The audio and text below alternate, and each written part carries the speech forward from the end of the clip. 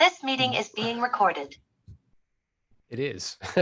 Welcome back, Novello Nation, to another episode of the Aaron Novello podcast. We have with us an up-and-coming rock star. He is in my marketplace. We've been in kind of communication for an extended period of time from a distance, sometimes via social. He's popped on some of the live streams, and I'm seeing some of the stuff he's doing, and I really wanted to bring him to the podcast to share with you guys. He services kind of the Broward County area. He was the number 4 agent out of 3,800 at a company called United Realty. For the gringos out there, he goes by Brian Morillo. For those who have some flavor to him, it's Brian Morillo. And I really appreciate you taking the time to be with me today, brother. There you go. Thank you. That was a good try. Brian Morillo. Yeah, there you go. Morillo. Okay, cool. So I still got work to do. So I always like to bring people to the platform that I believe can add value. And I think that you fit that criteria. That's why we invited you today. And what I think is very interesting is that you've built, a pretty meaningful business, 50 plus deals a year, and you've done it almost primarily with one particular niche. And it's a niche that I think a lot of people hear about, a lot of people try to get into, and honestly, they're usually not successful at it. So if you could just kind of briefly share, before we get into the niche, like your experience in getting into real estate, why you picked that vehicle, and then what were your sources prior to getting involved with working with investors? Awesome. Well, thank you. First of all, thank you for the opportunity to having me here. It was crazy when you invited me that I started looking at the previous episodes, all the great people that you had in your podcast. So the fact that I'm here is just an honor. So how did I get into real estate? It was by chance, actually. So I was born in New York, but I grew up in the Dominican Republic.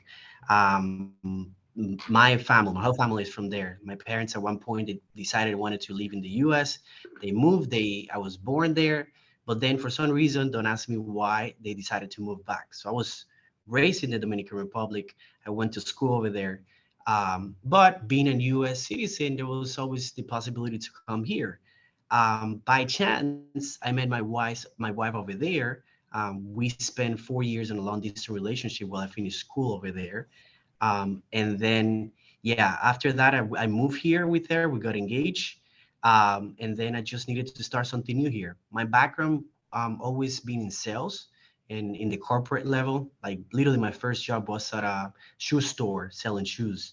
My very last job over there in the Dominican Republic was selling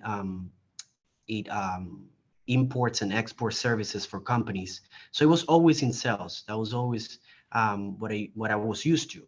So when I moved here with my, at that point, fiance, so we were like literally just having a casual conversation, and she mentioned to me, well, we're here. We always been very organized in those finances. So she had a job. With her job, she could sustain the household, and we were in a good position. Like I didn't need to work. The reality, but I need to do something. I'm here, I'm new. I need to start something. So she said, why don't you use this opportunity that I can sustain the house and let's start something, a business or something. So we were going back and forth in ideas until we got to real estate. Her stepdad is a part-time real estate agent. Her mom is in the mortgage industry. So I was like, let's just give it a try. Got my license, and since 2015, I've been doing this. I've been here. Yeah. Yeah, that's awesome, man. So it's interesting because there's some parallels. My wife initially right out of college was like my sponsor as well, and that we lived off her income. So I really didn't, there was a lot less stress there. I know a lot of people get into the business and they're the sole breadwinner, so it makes it very stressful to kind of produce. So I guess I'm wondering, so at the beginning of your career, I don't know if you immediately started to work with investors or if you had different sources, and then talk to us about like what that was like at the beginning, and then how you happened to, was it happenstance that you bumped into these investors? You did a deal with them and then you formulated a relationship, or were you very intentional about kind of seeking them out? So the working with investors it was also a chance as well. I started working like any other realtors, traditional, buyers, traditional sellers, anybody wanting to buy a house, anybody wanting to sell a house. And I tried, different lead generation sources, cold calling, Fizzballs, Aspire leads, a little bit of everything. I just wanted to put my hands in everything and try it all and find my niche until I got to open houses. I really liked the face-to-face interaction. So in 2019, or at the end of 2018, I set a goal of doing 72 open houses for the year, only on the weekends, because you know that that's where most people, you get the most traffic. So at the very beginning of the career, I didn't have any listings, but I wanted to do open houses. So obviously, you need houses to be able to do it. So Stephen Greenwich, you probably know Stephen, he gave me the idea of, why don't you just ask for borrow listings from all the agents? So I was like, okay, let me just do that. Literally, I just start like calling all the realtors. I literally went on the MLS.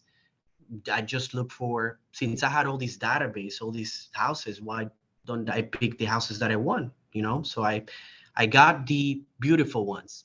First of all, I needed vacant houses, remodel houses. Those are the good looking ones. So I start calling the listing agents, ask to, borrow the houses to do open houses, with the idea of, look, it's a win-win, free marketing for you, and obviously give me the opportunity to get some leads.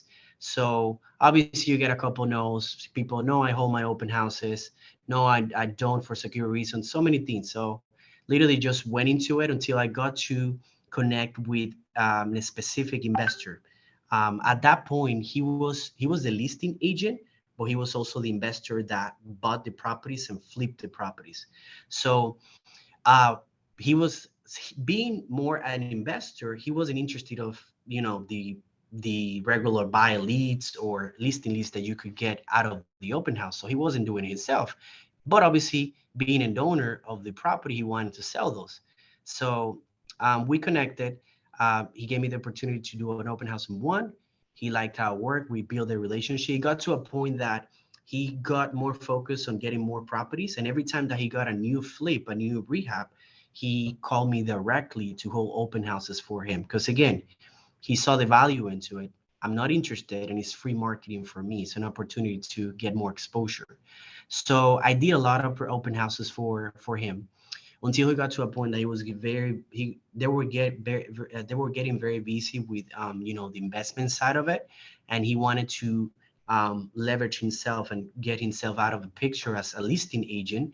And that's why he called me and he said, hey, why don't you start listing my properties, and so I can just get more. And from that point forward, I've been working with them, and it's been great. Yeah, that's awesome. So it's interesting that was, so it's like there's this kind of chain of events. One is you figured, all right, well, let me do these opens, and that's just a mechanism for exposure. You were doing a lot of those. That's how you bumped into this investor. And then once you bumped into him, it sounds like he was at his, because my experience is that every human has a life cycle, every business has a life cycle, and every industry has a life cycle. And where he was in his life cycle of business is he was still kind of doing it all. He was wearing every hat, right? Yep. He's finding the properties, he's securing lending, and then he was putting them on the market and holding open houses.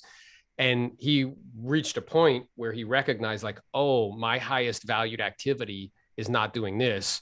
I could have somebody else do this, and it makes sense for me to pay for that. So that way I can focus more of my time, on finding deals and procuring offers and things of that nature. So that's awesome. And then he came to you and was like, hey, why don't you just, list all of our properties exclusively? Is that right? Exactly. So we built a good relationship. Mind you, we had a relationship where I did all these open houses, and every time that he contacted me, I was available. I made myself available because it was an opportunity for me. You know what I mean? Like, and it got to a point that I brought the buyer for one of the properties that I was holding on. So we got to get to that, to work together. He got to see how I, interacted throughout the process, the transactions, how I handle myself. So when that opportunity came up, it just made sense, because not only the opportunity that I saw, it was not only the amount of listings they could give me, but also the leverage that I could get out of that. I could do, the way that I saw it is like, I'm going to have not only the listings to get open houses to get leads, I'm going to get paid if I actually sell the house, but I also can put signs on those properties. Back then, he wasn't putting any signs because he wasn't interested in the signs. he was just listing on the MLS. So I can market those properties, and you know how it is. Statistically, you know that for every good listing, well market, you could get at least one buyer. So that's how I saw it, and yeah, that's how I've been doing it since then. Yeah, it's awesome. And then I guess I'm curious because, I'm aware that not everybody would come to that same conclusion and want to be kind of like wed to that one. So was there any kind of hesitation on your part when that opportunity presented itself? Were you like, like, I don't know, like, should I really do this? And like, kind of, snuggle up just, 100%. yeah. But my hesitation was more like, because again, it wasn't necessarily the business that he was giving me. Obviously, they're doing quantities, they're offering volume, right? So it wasn't, I'm offering also, I had to offer a discount as part of my commission. So I run numbers. But more than that, my hesitation was like the opportunity of leveraging from here. It's just, it sounds too good to be true. At the very beginning, I used to tell my wife, like, I don't know, like, this sounds too good to be true. Like, yes, we had a good relationship. He saw how I work, but how many people, how many clients you have that they call you, and tell you like, I want you to lease all my properties. And I knew that he had the volume. So I was just, in disbelief at the beginning, but not because of the numbers necessarily, but also the opportunity that, again, he didn't see himself, because he wasn't looking for the buyers. He wasn't looking for the other listings. He was just focused on getting more properties, more rehabs, to flip, and then continue on the investment side of it. So, yeah. That's awesome. But So there was definitely hesitation for sure. And obviously, at that point, I was 4 years in the company, the only company that I knew. I got approached by the broker, obviously, sweetening the deal, telling me, no, don't go, be careful, this and that. So all of that all together obviously brings hesitation. So, but me and my wife would sit down, we pray about it. I was like, let's just do it. it's always interesting how, like, when you're about to do something that you think makes sense, that a lot of people try to convince you that it doesn't. And Yeah. then you have to, like, just kind of go based on, what you feel after a lot of thought and consideration, really thinking about it and triangulating ideas with people that you can believe, that don't have like an incentive to disincentivize you in some way. Yeah. But can just tell you what's true, and then you just make the decision. So talk to us about like the advantages of working with like an investor and solely working with them and being able to, formulate that relationship. Because I'm aware that there are advantages to that, whether it be access to inventory that is coming on. So if you got buyers, you could just plug them in, whether it be, you can count on a certain amount of listings per year, depending on the year and what's going on in the investment world. So what are the advantages of working with investors? So that's a very good question. When I speak to other agents, I like to reference, obviously, when he's an actual investor, because there's a lot of people, a lot of times, and you probably have that. It's like, hey, Aaron, I'm just looking to buy an investment property. Just because you're looking to buy one investment property doesn't make you an investor. Working with the right investor, the way that I look at it, it's like having a buyer with unlimited resources. It's like, usually buyers is just a one transaction thing. Recently, today, I closed on a buyer. We spent a couple of months looking for a good couple friend of mine, but that's it. We closed today. I guess gave the keys. I'll probably get invited to the half warming, but that's basically it as far as what I can do. Having an investor that has the funds, that's what they do on a daily basis. It's like literally having a buyer with unlimited resources, and all I got to do is just find the properties, put it in front of them, and that's it. I'll get paid. So it's like having work. It's like having work all day. You know what I mean? You know how hard we work to get one buyer, one transaction. And if imagine having, again, the right investors, the right investor or investors that their criteria, like you do, like you filter any other buyer, that's another very important point. It's like all you got to do is just find a property. Yeah, that makes a lot So of sense to me. So it's interesting. It's like because I'm aware now, particularly with the marketplace the way it is, people are having to write offers for months and months before they get something accepted. You have this buyer, though, that is exceptionally motivated and they're in the business of buying property. Like they have to buy property because that's how they generate income. Yeah, exactly. And what a lot of people in the industry, a lot of agents mistake is that whoever the first person, uncle of a friend tells them, I have a couple $100,000 in the bank and I want to invest in real estate. And they mistakenly think that that's an investor.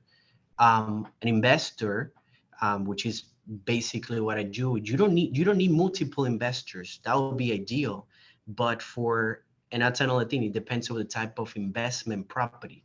I like that I think it was in Instagram Live you referenced flippers as traders, because the reality is that that's a very good way to describe it. When you flip, you're trading something. An investor is more thinking long term,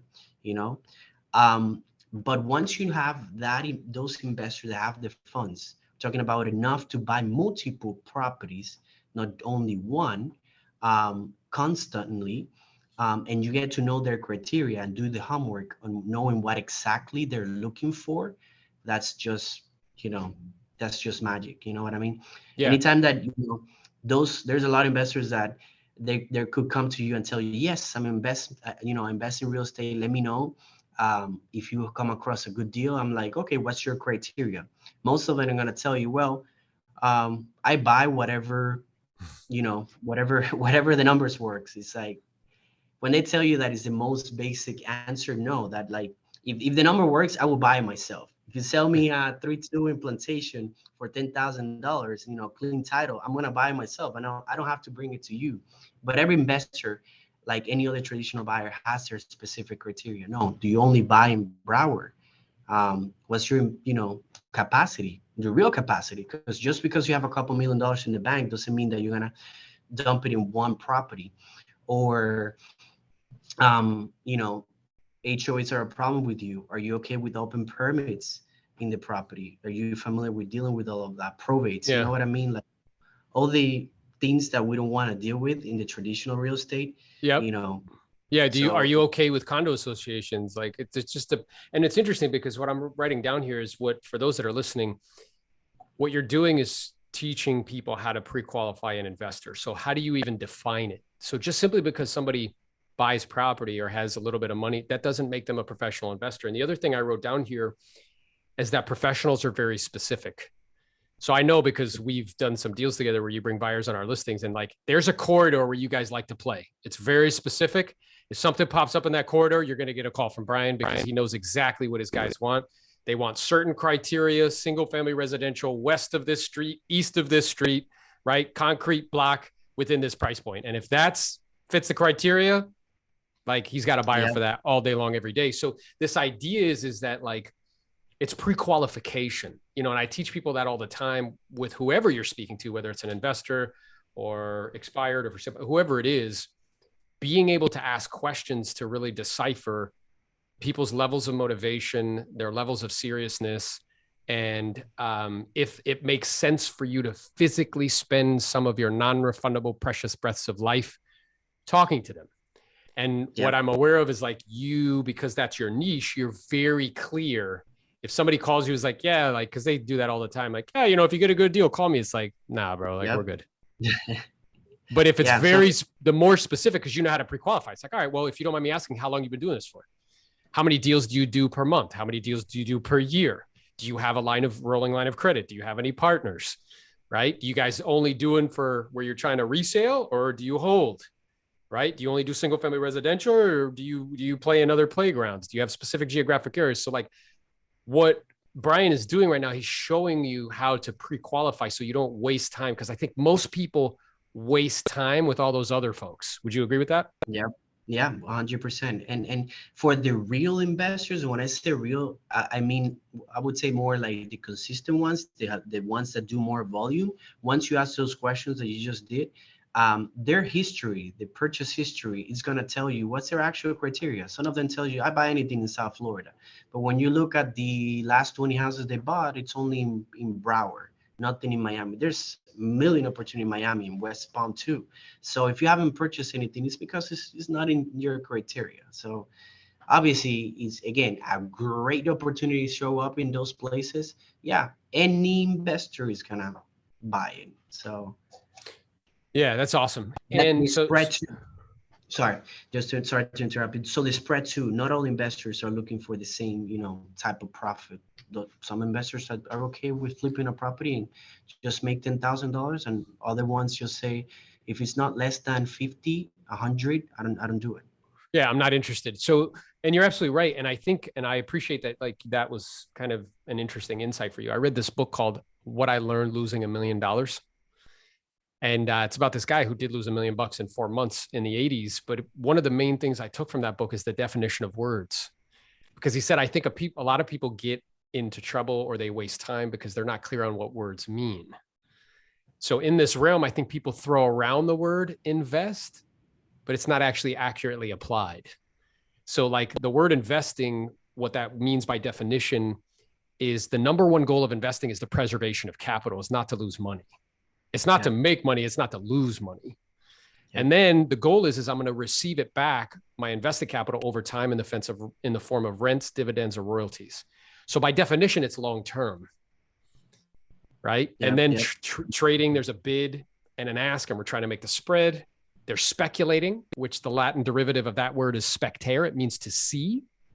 Yep. So like the only form of return is if it goes up in value. There's no rents or dividends or royalties. So once you're clear on these words, you can begin to pre-qualify and see who's kind of full of shit and who's not. Yep, 100%. Right? Okay, so that's very helpful. I think people will benefit from that. You talked about the advantages. Now talk about, if there is any, disadvantages to working with investors. Disadvantage to working with, at least, so here's the thing, at least what I do and the niche that I found, it's difficult, honestly. Like, it's difficult to be able to find disadvantage if I have to think about any. Well, I would say if you're, I would say that the biggest disadvantage is working with investors if you haven't been able to do your job and pre-qualify them.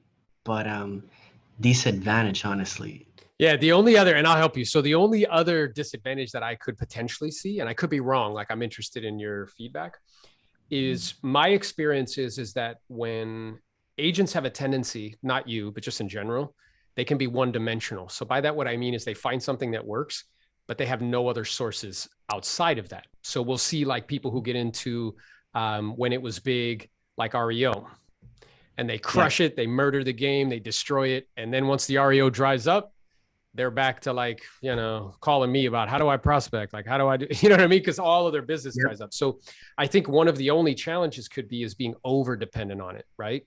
But I think one of the things that you've done, I'm not perceiving that you've done that. Like you still do your own residential resale separate from what you're doing with the investors, correct? So 100%. So it's good that you mentioned it. So it's true. That's definitely one disadvantage. I could have just like, with the volume that they give me, I could be fine and just do it. But the reality is that they're just a client, and they're just, they happen to be one of my biggest clients, but they're just a client. I also do my traditional real estate. I attend to all those traditional listings, and I work with buyers as well. I mean, I started as a buyer's agent, and I feel that that's, being a buyer's agent, and I got to a point that I really like working with buyers. It's what helped me working with investors or this particular investment group, because it allowed me to, understand and get in their head on what exactly they're looking for. That's how I saw it as a game when I used to be a buyer for traditional buyers too. It's like, I want to be able to understand what exactly you're looking for. And that's why I had my buyer consultation. I try to, read people, their body language when they talk to each other, the couple, to understand what they were looking for, because made things a lot easier. So you're 100% right. If you only focus on, let's say, which there's a lot of agents do, they have a very good investor that they have the capacity to buy, they're actively looking, they buy constantly, and they focus on only finding properties for that person. What happens if that person goes away or decide to work with somebody else? That's not sustainable. So I would say so. So that's why if you're gonna do the investment route, I guess only investment route, get yourself multiple investors, and not only focus on one type of investments, like rehabs. It could be multi-units. It could be wholesaling. So there's just, once I got into this side of real estate, I understood the amount of opportunity that any traditional realtor might be missing.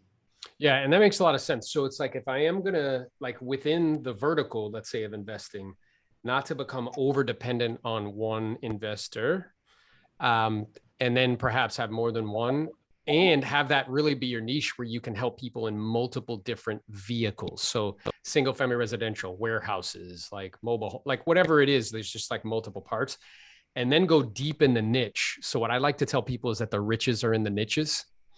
So if Yep. I'm gonna, if that's gonna be my niche, like murder that thing, destroy it, do like podcast around investing where you interview all the people on investing, like, you know what I mean? Like really add value, create a community and add value to those people. So you become the go-to for information. I have one client that I coach, he's in our market. His name's David and he's warehouses. I don't know anybody who does warehouses, Yeah, but like, yeah, that's his thing. And he's created this whole database. Now he's doing like, and I told him, I'm like, dude, I want you to be the king of warehouses in South Florida. Where like, if anybody wants to invest in a warehouse, you're the guy. So yeah, I think that yeah. makes a lot of sense. Now, my question to you is, as far as these investors are concerned, are there any kind of demands or anything for those who are interested in perhaps cultivating that source? Is there anything that they should expect that the investors are going to expect from them? Like From anything the from the from agent. the So is there agent. anything different than like working with a traditional seller? Like, is there certain things that they should go in and be prepared that the investor is going to ask of them or demand of them or require of them? That's the thing. The investment side of real estate is very informal. It's very, very informal. Even the big ones, the ones that buy it a lot, they have multiple agents and they are open to talk to anybody. Because again, all they're looking for is for the deal. They don't care who brings the deal. Even as an investor, I haven't seen the first investor that signed some type of exclusivity with the real estate agent. Because again, it's not about using one deal to define. It's whatever the deals come from. So I would say that if you're gonna go that route, if you're gonna go to investor and try to build a very good relationship with that person, to try to understand what exactly they're looking for, so it's easier for you to bring that to the table.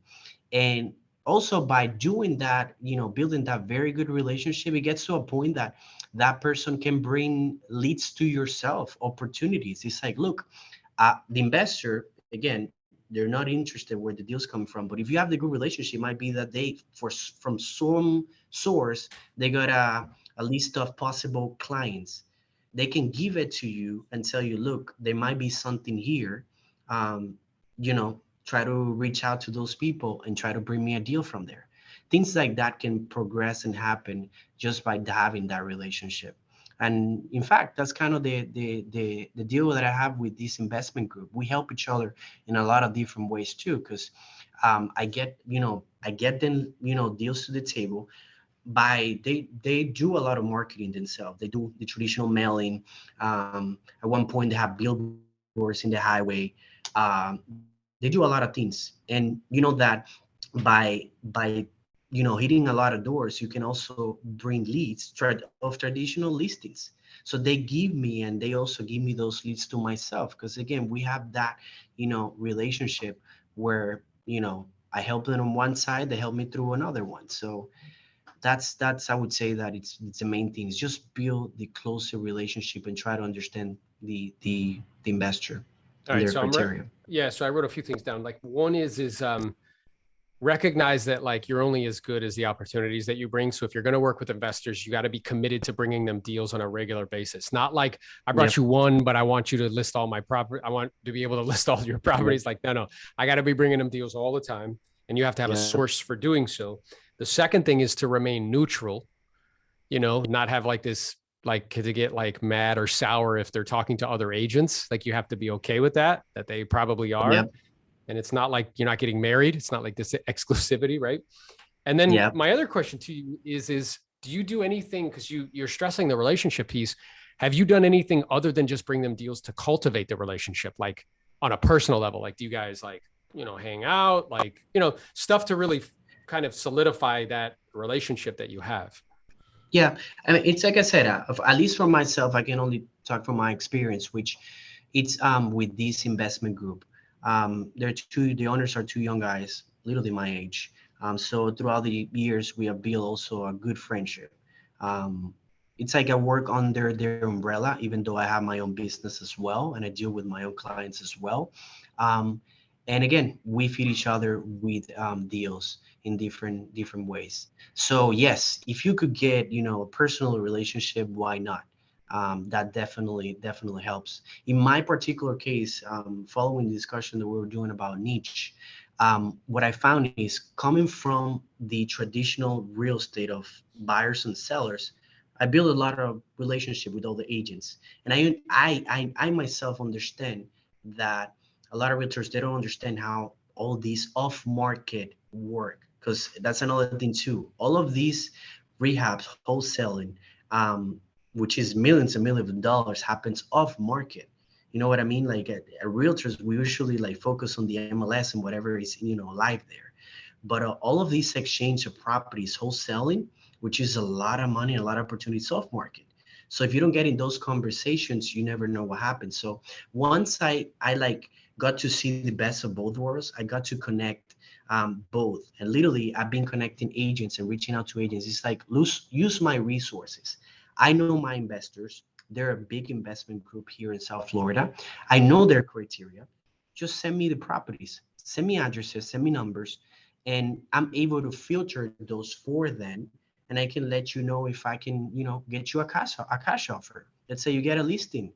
I'm also help you to, I help you to I can help you and coach you on how to find those deals, what exactly my investors are looking for. So whenever, you see that out there meeting with regular clients, just send them my way. It might be a solution. Let's say somebody that is about, is financially struggling. Uh, we can get you a cash offer. You know what I mean? That's a solution. Not all cases are going to be an opportunity, but you also want to have those resources. It's That's like, right. what do you think? How do you think that those big teams out there, those signs that says we offer, we guarantee an offer? How do you think that happens? It's because back in then they have somebody that is willing to offer cash. Obviously, not all the times it's going to be exactly what the seller is looking for, but they're going to get an offer. Yep. Yeah. It's like having your own iBuyer essentially that's going to offer cash. And yeah, it'll be less than fair market value, but some people, like 5 to 10% of the time, they'll say yes. If they don't, Yep. then you have a lead or whatever. And I can attest that I've received texts from Brian asking about opportunities because we list lots of property in the market and we have done some deals together. So what he's saying is absolutely accurate and true. So I guess I'm wondering, like, is there anything else that you would propose or suggest that's important for those agents out there who may be thinking about having the investor niche to be their niche? Um, it's just you gotta have. You know what I like with the first time that I met you, every interaction you use the word awareness. What I'm aware of, and you still do. Yeah. I don't know where you got it from, but you use the word a lot. And I feel that a lot of people in our industry lack awareness. And you gotta be able to, you gotta be aware of who is an investor and who is not. That's the first thing. Filter. You don't know the amount of agents that come to me. I have this person that they want to buy a property. They've never done it in the past. Just because they have some savings in the bank, they think that they are able to, they call themselves investors. You gotta be aware of what you have so you don't waste time. And I can, and I coach agents about that a lot, because like any other buyers, you want to filter then, to make sure that you're working and investing the right times in the, in the right people. So that's the very first thing. Build yourself a criteria for each one of the investors and learn of it. Like it wasn't until a couple of years into real estate that I actually got to understand what a wholesale was. There's a lot of traditional agents that they still don't understand what's wholesaling. What's the process of it, how it works. you know so it's like understanding that it helps. Go and attend seminars. There's a lot of, we're used to as realtors to go to those conference and meetings with other realtors. Go to those, there's off market investors meetings out there that meet in the same place, in the same spots, in the same happy hours that we traditional, real estate agents meet to. So attend to those so you can pick up their brains too. So you can meet other people. So yeah, I would say that. It's awesome, brother. So I wrote awareness, being very, very clear on what criteria of the type of investor you want to work with and asking questions around that. So that way you save time. And then the other thing I wrote down is just like to study the investment kind of section of real estate, because it's very difficult to guide or to be able to filter or tell if something's a good deal or not if you haven't actually studied it. And the only other thing I would add to that is like you actually have done it. So it's like, I always think it's interesting where people want to work in the realm of investor, like real estate. I'm like, well, do you own any property? And they're like, no. Yeah, exactly. And I'm That's like, the very first question. Like it's difficult. Like, how can I be a guide if I'm not, actually doing it and taking risks and doing things myself, right? Yeah. And sometimes some realtors get too specific, and they're investors that they don't care. Sometimes, we learn the traditional way of calculating the ROI or what's the cap rate on a rentals. They're investors that they don't care about those numbers. You ask me what type of criteria they look for, what numbers they look for, I don't know. But if they're paying to pay the fee, it's not your job to tell them no. Like if they really want the property, if they're seeing something that you're not seeing, you're not the one to stop them. Yeah. And I always find it so interesting because like in our profession, you only need to get a 70 on a test and have $1,000 and not be a felon. And then somehow everybody thinks like, oh, like I know everything about real estate. Once I get my license, like, I don't know if that's true. Yeah. So listen, brother, this has been fun. So if people wanted to find you, if they have any questions for you about this, about kind of the investment side of real estate, where could they find you? How could they connect with you? Social media, Brian Morillo or Brian Morillo. It's good, Either one's fine. He can flow with either one. Yeah, right. So brianmorillo.com is my website. You can find my full information there. I'm an open book. And even more because of that, because I tell people, it's a win-win. I put my investors, my investment group as a resource as to the traditional agent. I don't mind sitting a one-on-one to, and this is, I know that your podcast is probably viewed by a lot of people, but in South Florida market, on a one-on-one, I can give you their criteria. And whenever you come across that, just come to that seller as a solution. Hey, I know that you're looking for this much. You're not too far for this cash offer. Is that a benefit for you or something like that? So yeah, that's I've been doing that and it's been very helpful. I have all the agents just looking for deals for myself, and it's easier because I know what's a deal and what is not right away. Yeah, because you've been doing this for so long, and he's the real deal. He's kind, he's straightforward. He'll answer all your questions. So what I'm aware of is that I have enjoyed our time together. I hope you've enjoyed it as well. And I sincerely look forward to connecting in the future. Thank you, man. I appreciate it. Thank you so much. It's been an honor. Be great. Yeah, my pleasure. Talk to you soon. Bye.